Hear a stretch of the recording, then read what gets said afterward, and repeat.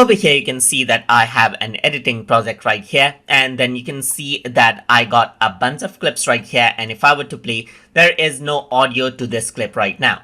But if you want to add in an audio, let's say for example like a background music, then you can go around onto the media pool, and here you can see that there's different types of audios right here. So you can go around and then drag out an audio clip that you want, and then just keep it right underneath over here under audio 1, as you can see just like this under the audio layer when you're on the editing mode. So now if you were to go around and then play this,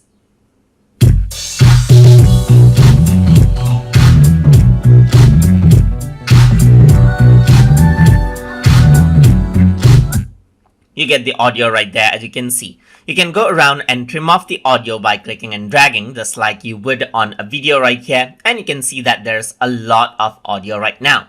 But I'm just going to go around over here and just go to the part where the video actually ends. So you can go around right here and split out the clip right here. So I'm just going to go around right here, not cut, but I'm just going to go around over here and then split this out. So to do that, you can go around over here and take the razor tool right here and just cut it off just like this.